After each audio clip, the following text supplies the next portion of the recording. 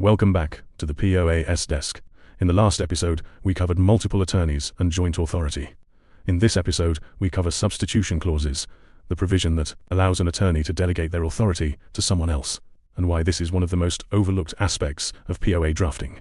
A substitution clause is a specific power written into a POA that allows the named attorney to appoint another person to act in their place. With a substitution clause, the attorney can pass their authority on, in whole or in part. Without a substitution clause, the attorney's authority is personal. Only they can act under the POA, and they cannot delegate it. This sounds technical, but the practical implications are significant. A POA without a substitution clause locks the principal into a single chain of representation. If the named attorney becomes unavailable, through illness, travel, or simply being too busy, there is no fallback. The principal must issue a new POA, which may take weeks if they are overseas. A POA with a substitution clause provides flexibility. If the named attorney cannot act, they can appoint a substitute to take their place. The principal does not need to issue a new POA. The transaction can proceed, but substitution clauses are not universally good. They also expand the chain of authority.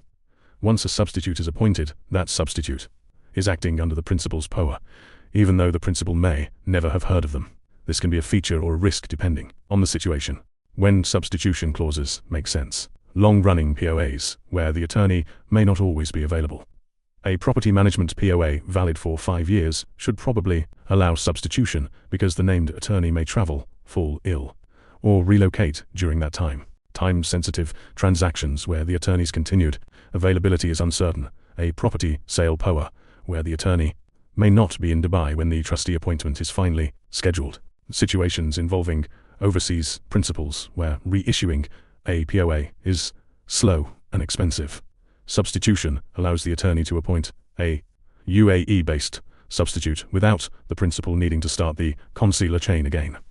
When substitution clauses do not make sense. Single transaction POAs, where the principal wants tight control over who can act. A specific property sale POA with a known timeline and a known attorney does not need substitution. Sensitive matters where the principal's trust in the attorney does not extend to whoever the attorney might appoint. If the principal trusts X, but does not necessarily trust whoever X might delegate to, the substitution clause should be omitted. POAs involving significant financial authorities where the principal wants the attorney's personal accountability. Substitution dilutes accountability because the substitute is appointed by the attorney, not by the principal. The wording of a substitution clause matters. A broad clause says, the attorney may appoint a substitute to act in their place with the same powers. This is the most flexible. A narrower clause says the attorney may appoint a substitute only with the principal's prior written consent. This preserves principal control, but may be impractical if the principal is hard to reach. A specific clause says, the attorney may appoint substitute X if needed. This pre-identifies the substitute and limits the chain. A practical scenario. A property owner in Singapore issues a property sale POA to a friend in Dubai. The friend is reliable but travels frequently. The POA includes a substitution clause allowing the friend to appoint an alternate if needed.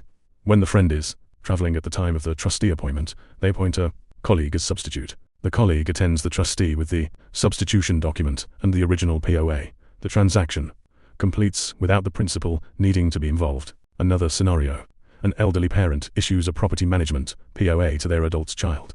The child's life is settled and they do not expect to need substitution. The POA omits the substitution clause. When the child later needs to travel for an extended period, they cannot delegate. The parent must issue a new POA naming a different attorney. This is the cost of omitting the clause. A common mistake we see.